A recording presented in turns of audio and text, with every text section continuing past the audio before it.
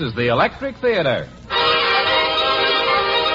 And this is Helen Hayes.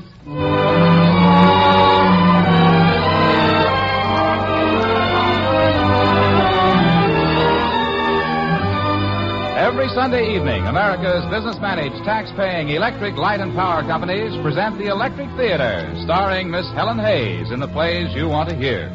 Here is Miss Hayes to tell you about tonight's play. Good evening.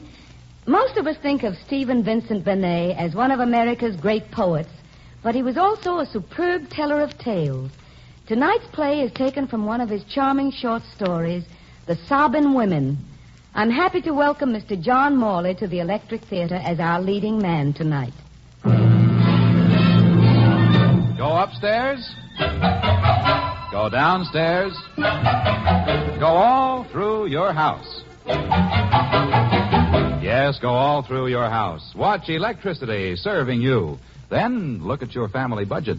Electric service does so much, yet costs so little. It's a fact. Electric service is the biggest bargain in your family budget today. It's low in price, high in value, because America's business-managed electric light and power companies manage so efficiently, because their thousands of employees work so skillfully, and because you and your neighbors use electric service so widely.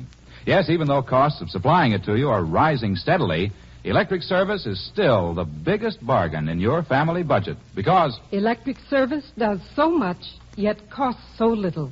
And now our play, The Sobbin Women, starring Helen Hayes in the role of Millie, with John Morley as Harry Pontopee.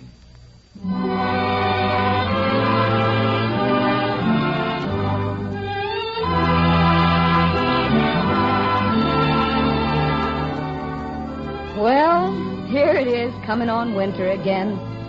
And when it comes on winter, I always think of how I got married to Harry and how Harry's brothers found wives.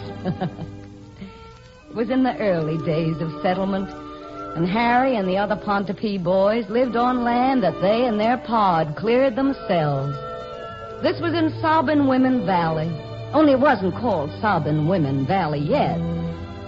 When their pa died, the boys carried on with the farm, and everything went just the same as always. But when their ma died, well, you know what men folks are like without a woman to do the real work for them. But it took Harry Pontopee and his brothers most a year to realize what was wrong. The flapjacks are greasy again. Well, Harry, I ain't a good cook, that's all. You don't have to tell us that, Hob. I can taste it. Hosea, you leave Hob alone. You ain't such a good cook either. What are you laughing at, Howard? Oh, none of us ain't a good cook. But the trouble is, the ones that don't cook got to do the cleaning or the laundry or something. But we ain't no good at that either. That's right. You know what we got to get, brothers? We got to get a woman to take care of this place. I can lay a tree within 2 inches of where I want it to fall. Hob can wrestle under Holt and overholt. Hosea can shoot the eye out of a gray squirrel in a treetop, and Howard can tan a deerskin better than an Indian squaw. But we can't cook, and we can't dust, and we can't make a house comfortable because that's a woman's business. And there seems to be some trick about it. Well, we could get a hired girl, maybe. That hired girl we had was the last one left in the East. Some may have grown up since her time, but I don't want to go all the way back east on the chance of an out-and-out miracle. Well, then, there's just one thing to do. What's that? One of you'll have to get married. Looks like that's the only thing we can do. One of you'll have to get married. Yeah, that's a good idea. Which one of you fellas wants to get married? Well, I'm the oldest. Of course. So if no one's going to speak up, I'll just have to pick one of you. Oh, no. Oh, no. You're the oldest, so you ought to be the one to get married, Harry. I'm the oldest, so I ought to give the bridegroom away. After all, who could give me away? Ooh, Wait a minute. No, Harry, you're elected. All democratic-like and everything. What's democratic about it? 3 votes to 1 sounds democratic to me. Harry Pontopee, the people's choice. You're elected, Harry. That's so? Well, you'll have to make me, and all 3 of you together couldn't do that. Well, guess we'll have to do a little persuading. You circle them to the right, Hosea. Hob, you go to the left, and I'll take them head on. Better keep away. And you leave me alone. I got a good toe. I got the other toe. Fine, now let me just twist Here's his arm here. Give him a good... Let me go. Okay. Let me go. You're gonna find yourself a bride. No. Gonna find yourself a bride. Oh. All right. Ah. I'll go to town and get married tomorrow. All right, let 'em up, boys. I always did like democracy.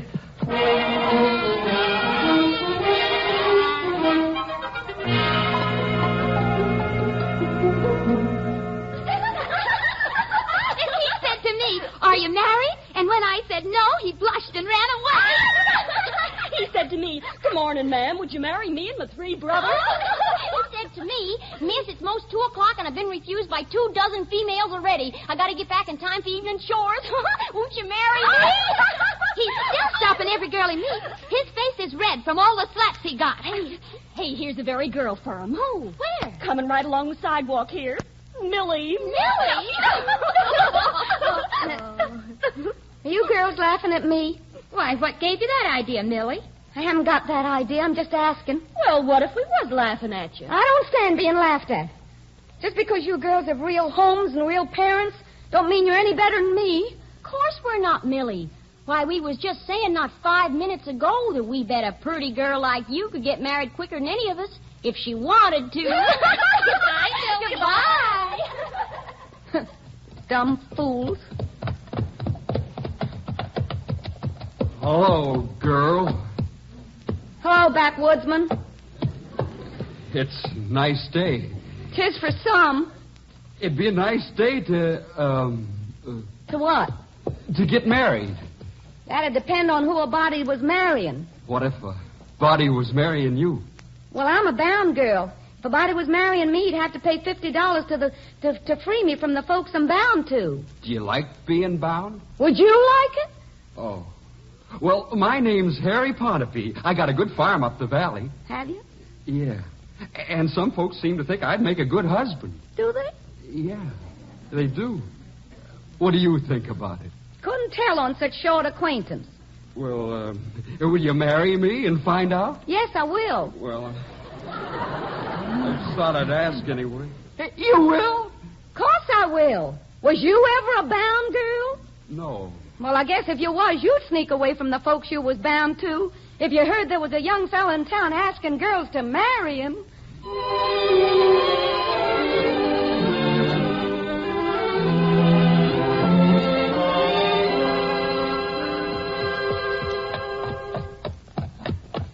Is it much farther to the farm, Harry? Not much. Husband. What? Nothing. I was just saying husband. Oh. That the farm down there in the valley, Harry? That's it. Pretty.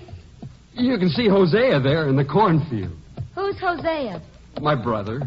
Your brother? Oh, does he live with us, Harry? Sure does. Oh. Hosea's the quiet one. You seem pretty quiet. Yeah. Hosea and I are quiet. But now you take Howard. Howard? Another brother. Another one? Yeah. He's full of fun, noisy fun, and Hob's almost as bad. Is Hob another brother? Yeah. Hosea and Howard and Hob. Is that all the brothers you've got, Harry? That's all. They all live with us? That's right. I feel kind of like I'd committed bigamy.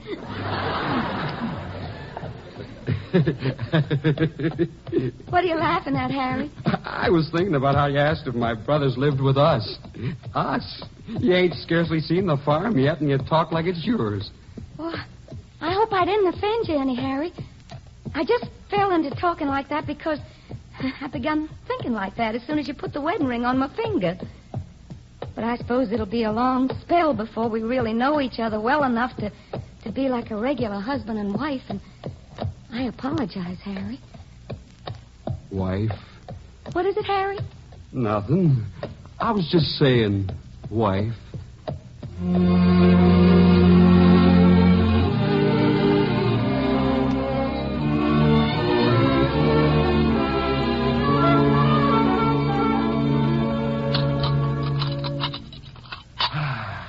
That's the best meal I've had in a year. Thank Thank you, Harry. Mrs. Harry, you're a wonder. You sure are. If you cook like this every time, you'll have me fatter than a shoat. Oh, thank you, Hosea and Howard and Hob, my brothers. Guess it takes me to pick out a good wife, boys. Sure tastes that way. Guess things will be a mite more comfortable for us from now on. Thank you, Hosea. Oh, it's all right, Millie. Hob, let's go in the front room. Play a game of checkers. All right, let's go. Well, Harry, how's your checker game? I'll take you on, Howard. Oh, but Harry. What is it, Millie? Nothing. Come on, Harry. I'm coming. You like checkers, Millie? I like to watch a checker game. Good. You come in the front room and watch us after you've finished with the dishes. Thank you, Harry. Oh, that's all right. Sure was a wonderful meal you cooked.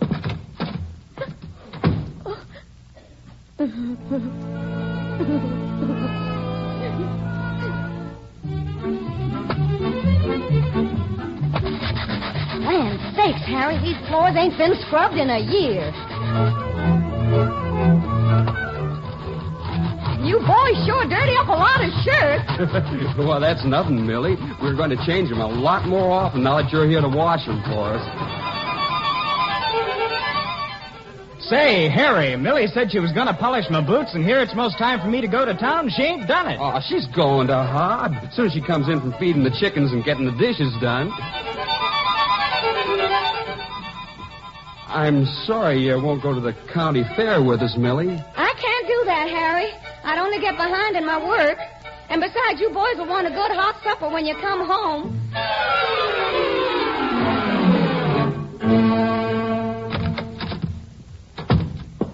Hello, Harry. Millie, you're looking peaked. Am I? Mm-hmm.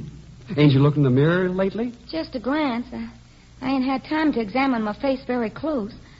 Well, it's peaked. That don't surprise me none. Why? What did you marry me for, Harry? Why, because I liked you. No, Harry. No? No. You asked me to marry you before you knew me. You wanted someone to do the woman's work on this farm. Millie, that's true. I asked lots of girls that same day. You know that, but... But what, Harry? But I'm glad it was you that said yes. You mean because it turned out to be a good worker? No, Millie. I mean because you turned out to be you. Harry. Oh, Millie. You love me, Harry? Yes, Millie. That's why I'm worried about you looking so peaked. Don't you know why I look peaked, Harry? No. Harry, I get up at 5 in the morning, and I make 3 meals a day, and I do the dishes, and I feed the hens, and I scrub the floors, and I wash the dirty clothes, and I wring them out, and I iron them, and I do the dusting and the mending, and I never have time to sit down. And it takes so long that I can't even seem to get more than 5 hours sleep every night. Besides that, Harry, I'm expecting a baby. Millie, why didn't you tell me? So you baby? see, I just can't do all that work anymore. You ain't a-going to. From now on, my brothers can wash their own shirts and clean their own rooms and do all their own work for themselves. Oh, that's foolish, Harry. We all live in the same house. You can't divide the work up that way. Well, then... Well, then what? Well, then my brothers got to do what they made me do. They got to go into town and find themselves some wives. They won't find wives. Why not? Because only a bound girl would take a man the way I took you, Harry. Not that I regret it. Well, then what can we do? For land's sakes, Harry, there's more ways of killing a cat than choking it with cream. If the girls won't marry your brothers when they're asked, why don't your brothers marry them first and ask them afterwards? That don't sound practical. Well, it is practical. I read in a history book once about a bunch of people called Romans who were in just this fix. They were settled among people that were unfriendly to them. People called Sobbins or Sabins or some such name. And they raided the Sobbin town one night, and they carried off a lot of the Sobbin women, and they married them. That may sound all right in a history book, but I don't see how we're going to do it. Land sakes, Harry. If your brothers can't do as well for themselves as a lot of old dead Romans, then they're no brothers of mine, and they can cook their own suppers the rest of their lives. Well, if you're so smart, maybe you can tell me how it's going to be done. All right, I will. You know the big sociable they give in town just before Thanksgiving? Well, you and me and the boys are going to that sociable. And when we get there...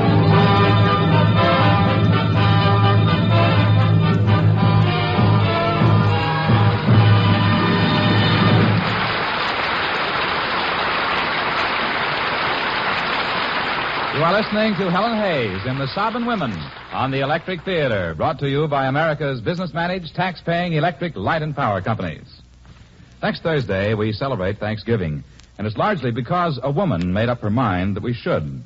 It was Mrs. Sarah Josepha Hale who persuaded President Lincoln to declare Thanksgiving a national holiday way back in 1864. We're all glad she did, even though Thanksgiving always means plenty of work for the women of the family.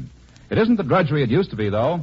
Today you have electricity to roast the turkey, bake the pies, whip the potatoes, and do a lot of other chores in the kitchen.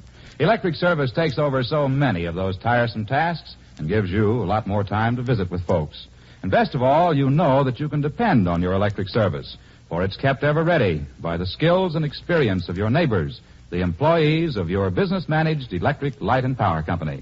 Management and employees work together in these companies to keep your electric service as constant and dependable as science and human skill can make it. Day and night, year after year, around the clock and around the calendar.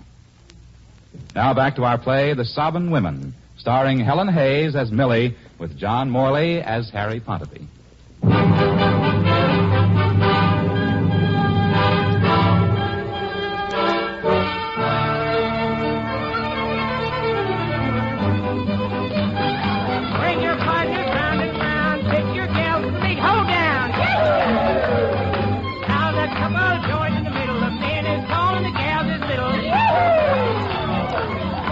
Boys are ready, Millie. All right, Harry. Let's go to the cloakroom and get the shotguns.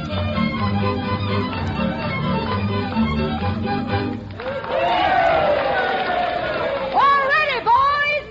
Jimmy, no! No, I won't. I've got you, girl. Let go me! You think so, Joe? You think so? Don't talk that way to your future husband. Quiet!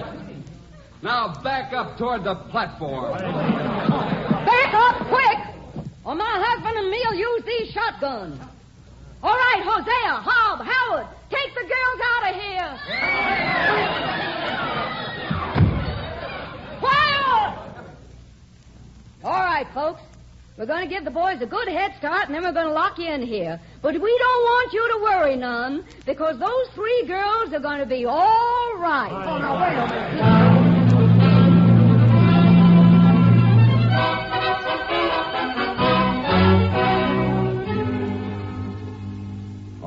All right, folks. Heave. Yeah. Again. Once more.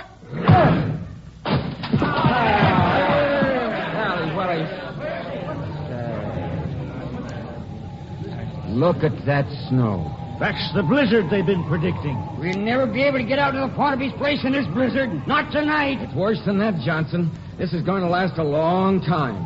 The whole valley will be froze up solid. We won't be able to get out there till the spring thaw. But my daughter's out there. And mine. Mine, too. But we ain't going to be able to help them. The only thing we can do is to wait till the spring thaw and then go out and avenge them.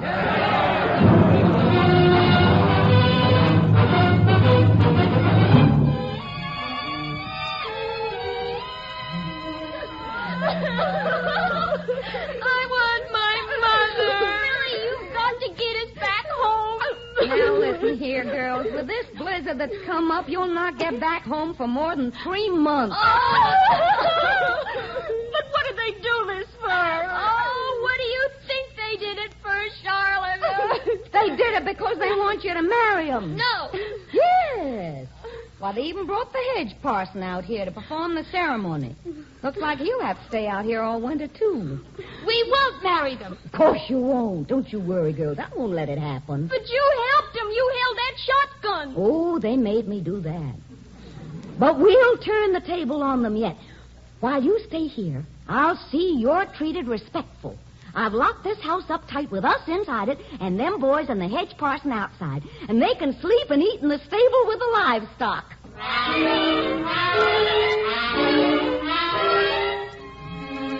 Millie, I'm getting pretty lonesome out in the barn away from you. It's necessary, Harry. I don't see why. I'm married to you, all legal, ain't I? Well, right now, the men folks got to be separated from the women folks. Now get your head out of the way or I'll slam the window down on it. Say, this is fun. Us girls living in a house all alone together. together? Yes, it is. No men folk to grumble and growl at us.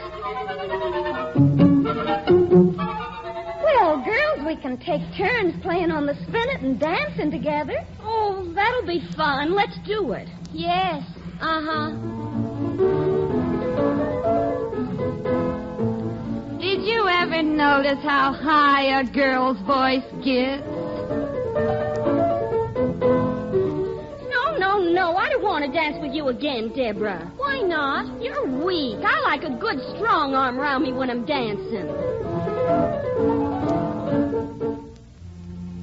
Why, girls, what are you doing? What? Oh, we're just looking out the window. There's nothing to see outside, is there? The boys are shoveling a path.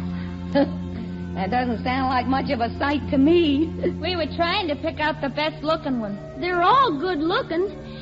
Except the hedge parson. That one that kidnapped me has the broadest shoulders. Girls, this is a very, very dangerous thing you're doing. You're getting interested in those backwoodsmen that kidnapped you. Well, we have to get interested in something. We can't just sit around the house and look at each other all day. But don't you realize how dangerous it is? Is it? Yes, it is. Listen, girls, if you're sick of all the things we've been doing, let's go up the attic and see what's stored up there. It might be fun. Well, all right.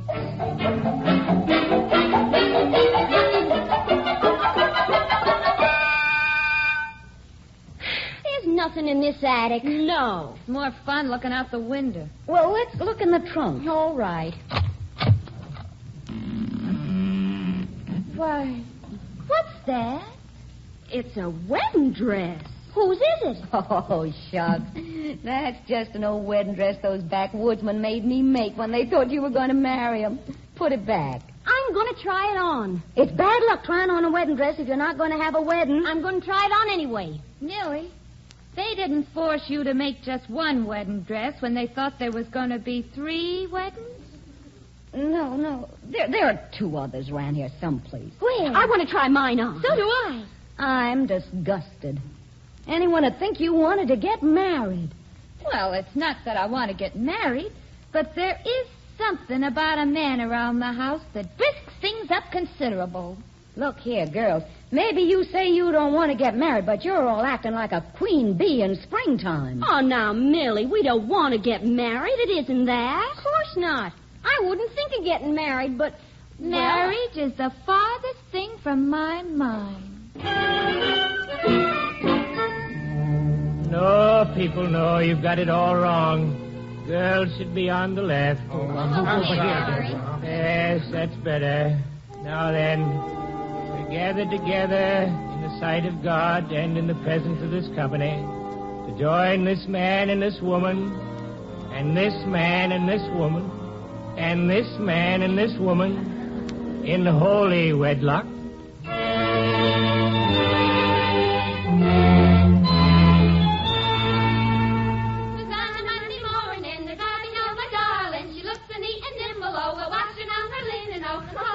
Well, the pie's done. So's the laundry. Everything's done.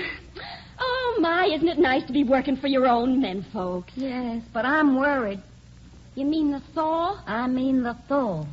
Your folks are going to be coming in from the village, and it ain't going to be any church sociable.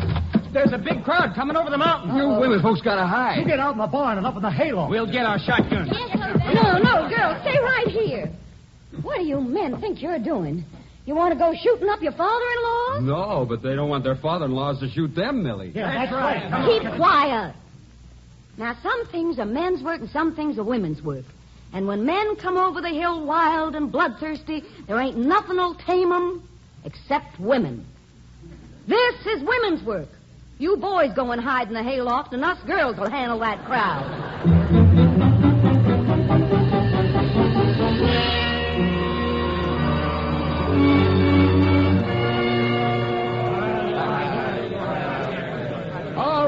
All right, get your guns ready. Let's rush the house, Kramer. No, Wilton, you and Johnson and me will march up those porch steps steady like. Let's go. All right, rest of you stay here. Come on.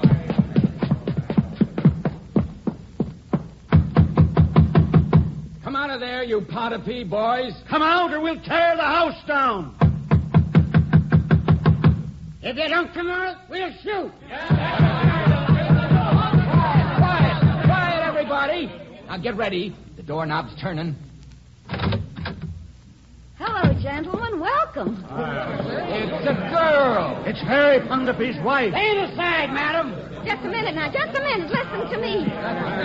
Listen to me first, and then you can do what you have a mind to. You're all good men. You have wives at home, and you love them, and you cherish them.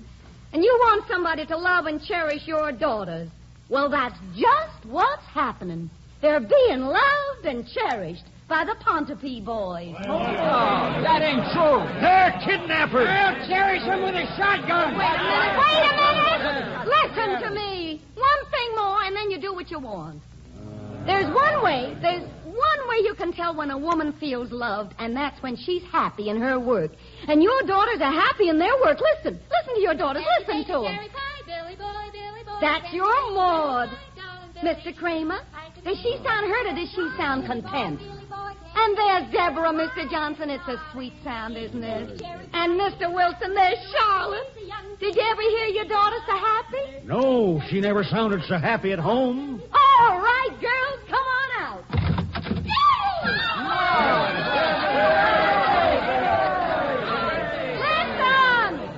Listen. Wouldn't you men like to come out to the barn and meet your son-in-laws?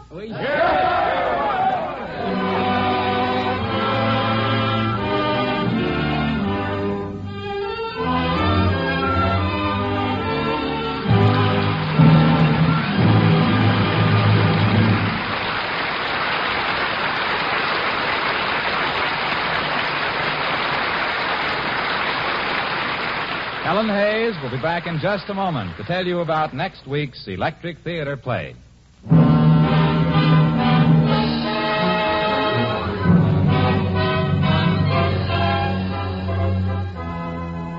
Your hosts for the Electric Theater at this time each Sunday evening are America's business-managed, tax-paying electric light and power companies. Each of these is a separate company serving its own community, and each is working for the advancement of the area it serves.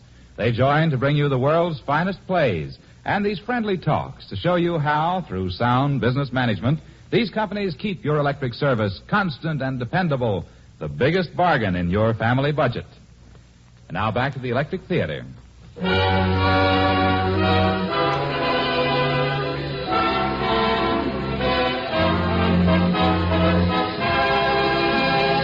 And here is Helen Hayes to tell you about next week's Electric Theater play. Thank you. Next week, the Electric Theater will present one of Broadway's longest-run hits of all time, Patrick Hamilton's hair-raising thriller, Angel Street.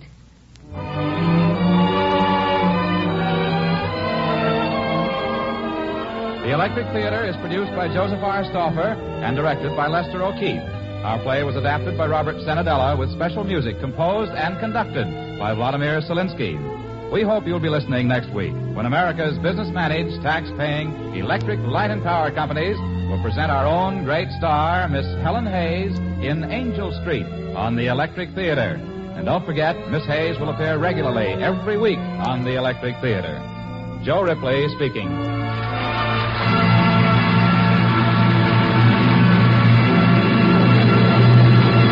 This is CBS, the Columbia Broadcasting System.